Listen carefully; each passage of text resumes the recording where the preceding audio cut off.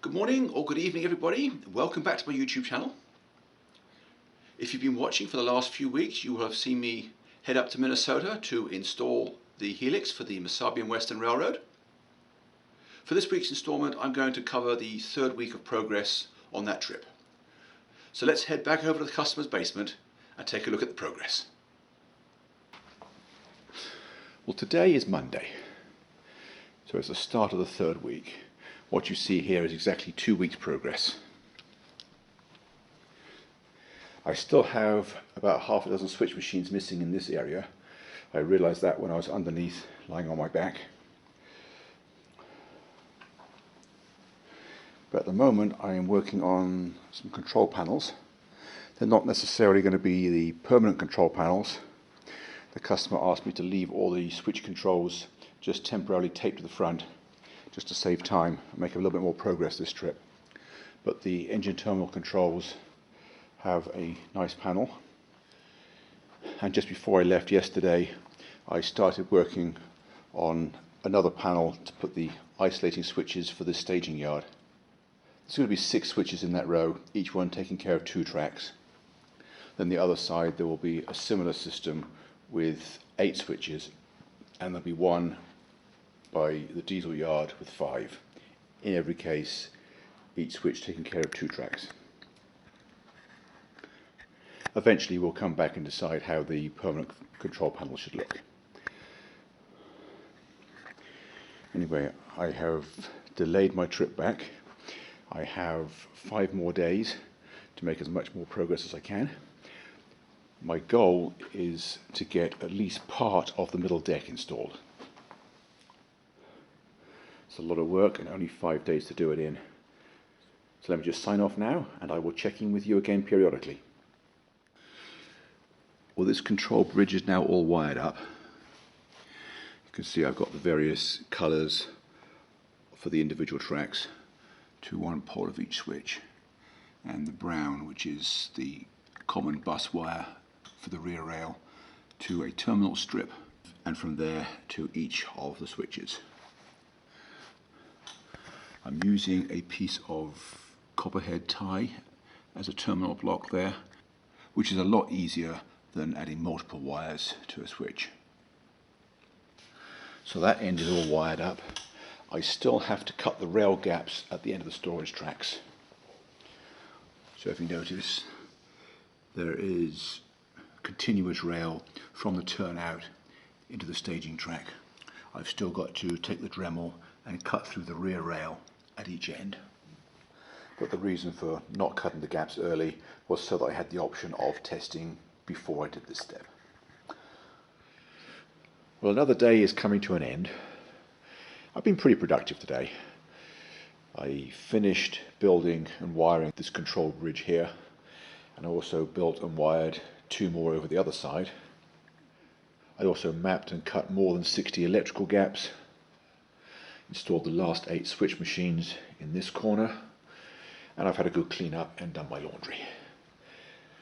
I've still got to climb in here and reorganize the switch machines onto smaller batches, because if you recall, while I was building this I was having some problems. I had too many switch machines on one circuit because I wasn't able to get as many as the specs said I should be able to. So I've got to divide it somewhere. It'll just be a case of deciding where to break it, cutting the bus wires and hooking up one power supply to each half. But I don't feel like starting that today. It's almost time to go home anyway. So I will start that tomorrow morning. Well, it is about midday on Tuesday, and I have got all the switch machines at this end tested, put the switches in, and all those switches that are under the helix and therefore not able to have the controls opposite the one that you referred to have been routed to a temporary panel. When the layout is built, we're going to make some nice panels, probably custom aluminum, but for the time being this will work. So this deck is just about done. is quite a big staging yard. 27 tracks wide, ranging from 12 to 23 feet long, plus all the engine storage facilities.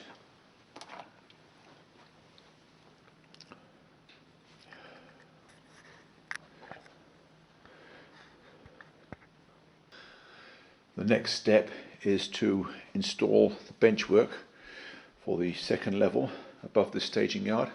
That will be the paper mill and industrial area, and it rests on the ledger boards along the back and a row of threaded rods near the front. I think I mentioned before, but if you notice, the second and third tracks have a slightly larger gap between them. That is to allow more room for the rod. It'll be a whole lot less obtrusive 2 tracks back than it would be on the front edge. Not quite sure how far I'll get this afternoon. I'm just going to turn the camera off and get back to work.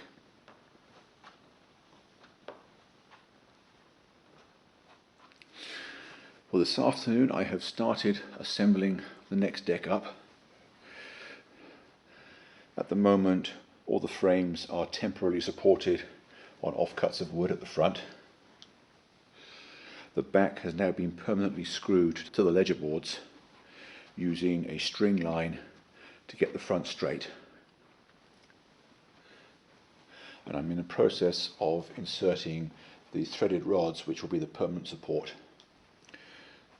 And then between each pair of joists where there's a rod, there'll be a 2x4 block with a hole in it that the rod can come through.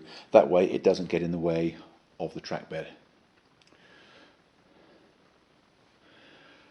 At the bottom end, it just goes through the 1/2-inch plywood close to a rib, and it's plenty strong enough.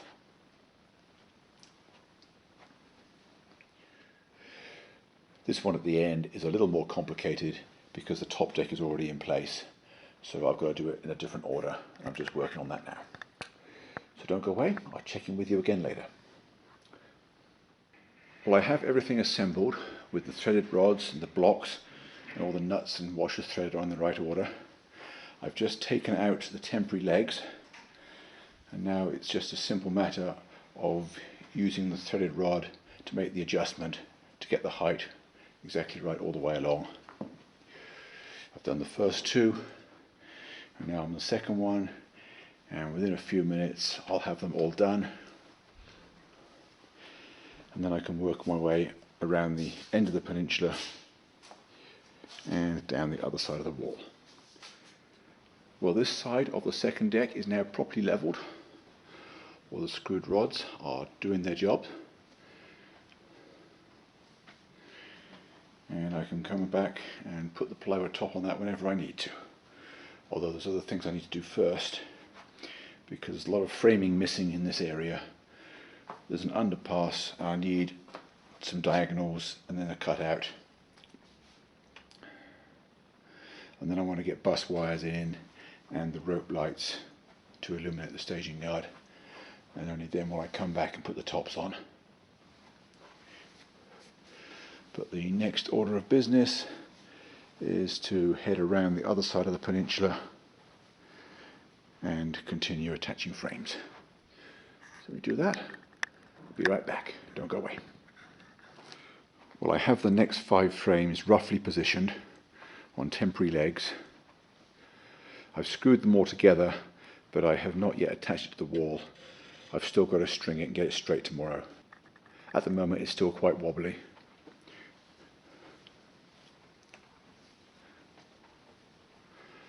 And the last frame that fits in this corner has to be trimmed because it fouls this piece here.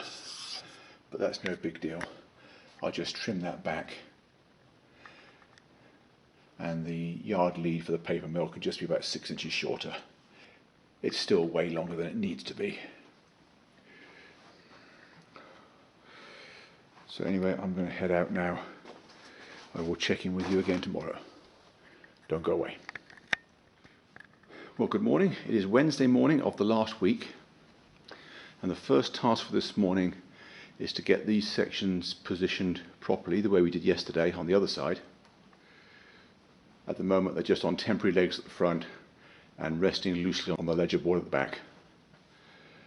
So I've got to plumb the front so that it's directly over the lower level, and then work out where it goes from there. Just get 2 points, string them, and straighten it relative to those. So let me go away, do that, and I'll check in with you again later.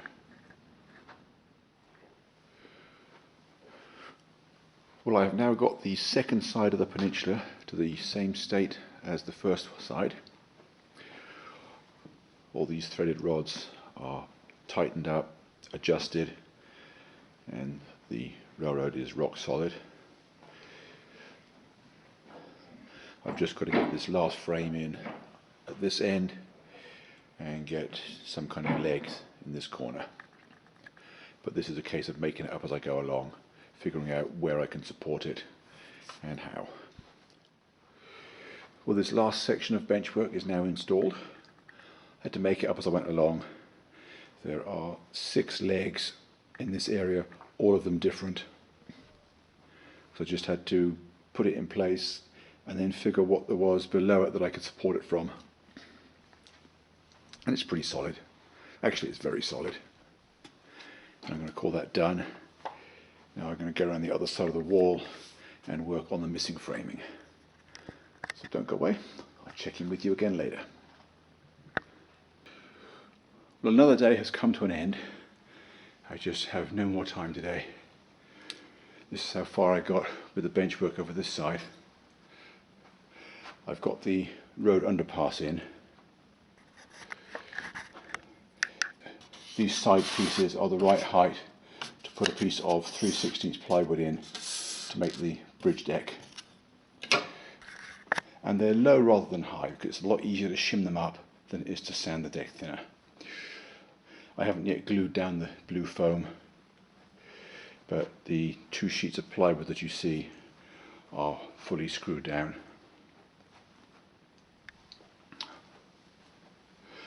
I have to back this double row of screws out in the morning because that's a splice plate which is glued and the screws are too long, they come through. So once the glue has had plenty of time to set, I'll just take the screws out because they're no longer needed. I'm falling a little behind schedule. I had hoped to get enough track on this area for him to be able to run a train from staging, switch the paper mill and then run it back again. So at least he'd have some limited operation. But I don't think I'm going to get quite that far. I only have 2 days left. Well, this morning I've been gradually working my way down this side, getting all the plywood in and cutting the blue foam to go on top of it. None of the foam is attached yet. I've got to come back and glue it. I've also done a clean up underneath with a shop vac, and I've repaired the piece of track that I damaged down there a couple of days ago. I've also pulled bus wires through. Just 1 pair of bus wires on this section, routed all the way back to the control system in the corner, all the way around the other side of the helix. And they stop just past the halfway point of the curve, and it'll be a different pair of bus wires on the other side because that's a different power district.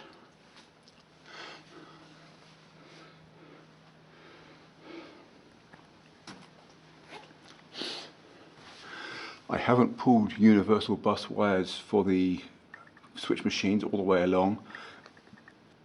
That's because I can't attach nearly as many switch machines as I thought I could. So what we're doing is running mains electricity underneath to the end of the wall in a conduit with some outlets. So there'll be a couple of outlets hanging from that beam that you see across the middle, and then I'll have the power supplies plugged in there for the switch machines at this end, and there'll be another one halfway along and another one at the far end. You want to have the next piece of plywood ready to go in, although these 2 pieces I can't permanently attach yet. You may notice I've just got 2 screws in this one in there and one in this corner, just to hold it in the right place, because I have to get it temporarily installed, get the track plan out, plot where the curve goes and then cut it out before I can permanently install it, because there's going to be a slight grade coming around here, and it's less than a 1% grade, so I can't use the Woodland Scenics grade risers like I was hoping to, because they don't do a 1%, they only do a 2%. And the idea is that by gaining an inch on the main line before we get to the freight yard, and then the track that runs down the back will gain some more height, another 2 inches, and then we'll have just enough clearance to allow some of the paper mill spurs to run under the engine terminal, just to give a little bit more length to them. So instead of having 2 and 3 car spurs, we end up with 5 and 6 car spurs, allowing for a lot more flexible operation. Well, I've now glued the foam down over about the next 16 linear feet. As you can see, I've still got weights on the edges because some of them were starting to peel up. From here to the end is just resting in place. I can't attach this yet because I still have to mark the curve for the grade riser and then cut that out.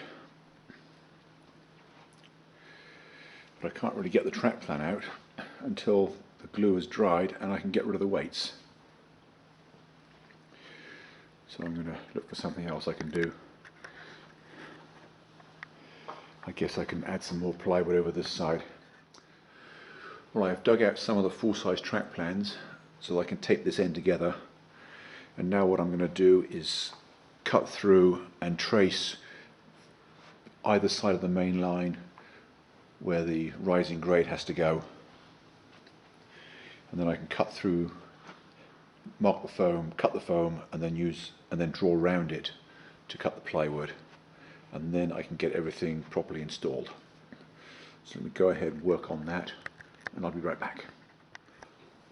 Well, I want to cut my track bed about 1/2 inch wider than the ballast shoulder, and I started off by marking it every few inches, and then I had a better idea.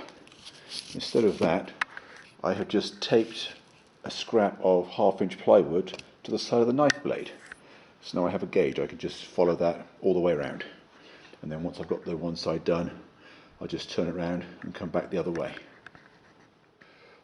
Well, I've now drawn around my track plan and traced the lines through with a knife, cut all the way through the foam, and then I've drawn around the foam with a Sharpie to trace everything through to the plywood all the way around.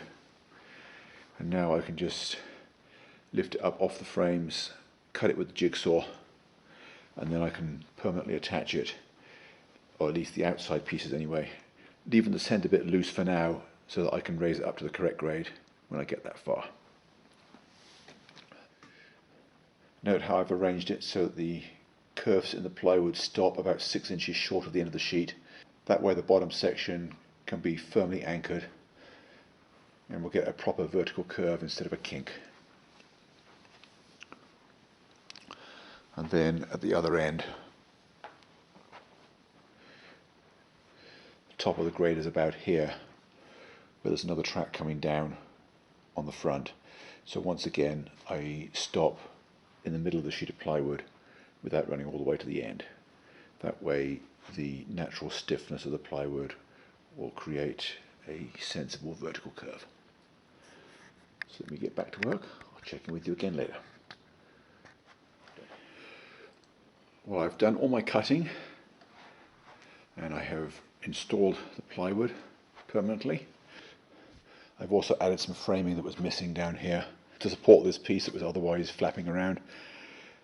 Next thing I've got to do is glue the foam back on, and once I've done that I can lay out the whole paper mill and industrial complex. I'm not going to have time to get the track down this trip because it is approaching the end of Thursday and tomorrow is my last day, Friday, and it's going to be a short day because I've got to check out the hotel, then I've got to pack everything up and get out of here. Well, here is the status of the railroad on the last morning. It is Friday, the end of January. whatever day that is, and I'm going to be heading out this afternoon.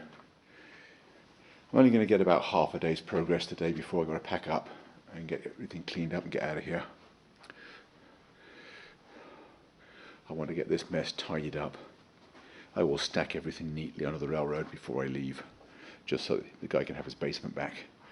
I'm going to be back here in a couple of months to continue, but I want to make sure it looks nice when I leave. My goal today is to get a bit of missing framing in. I put some in here yesterday, but there's 3 pieces of framing missing on the lower deck, which I should have done weeks ago, but I'll get it done today. And I'll get this cut off as well, so that he doesn't walk into this exposed corner while I'm gone. And then what I want to do is lay out the full track plan on the top deck, so that he can get a full-size idea of what the layout looks like. Because who knows, he might decide that he wants some changes made. It's amazing how different things look in full size to what they do on a small scale plan. So anyway, let me get on with all that, and I'll check in with you again before I leave. Well, here is the basement after a few more hours. I have done a general clean-up of the area, put all my supplies under the railroad out of the way, and as you can see, I have also laid out all the track plans on the benchwork. Starting at this end, we have the icing platform, 2 tracks. We have the short run round and the caboose tracks. We have the start of the freight yard with 4 arrival departure tracks at the back, and then 7 classification tracks and a thoroughfare track. The main lines run behind it. See the double track main, and behind that is the single track to the ore yard.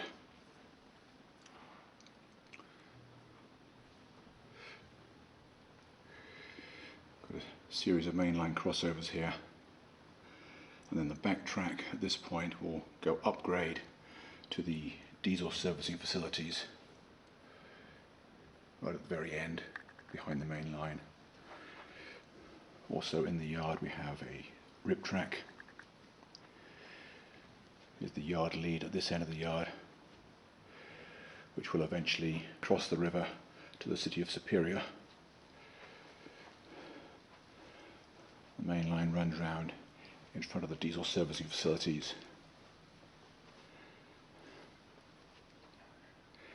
And then here we have the paper mill complex with its own 6-track yard, pulpwood delivery, all the chemical delivery tracks, the power plant, and then the various mills,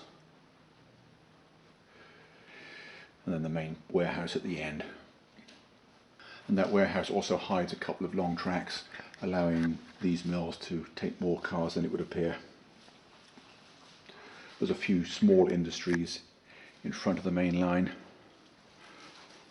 Then we have the highway underpass here, which adds a lot of interest to the scene. The main line junction here, the start of the upper helix, and then behind that an interchange ending in a 2-track staging yard. And that very last track there is the paper mill lead track.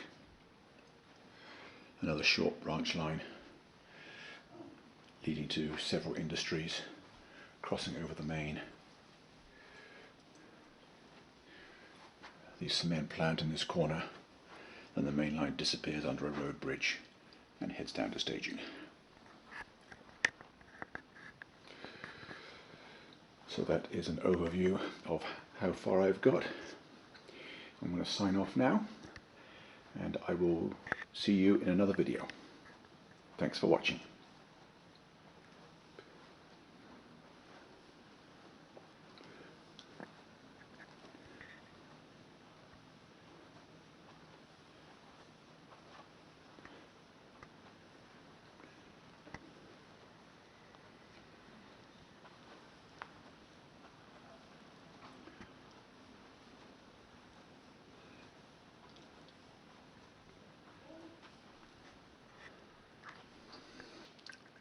Well, that really was as much as I had time for.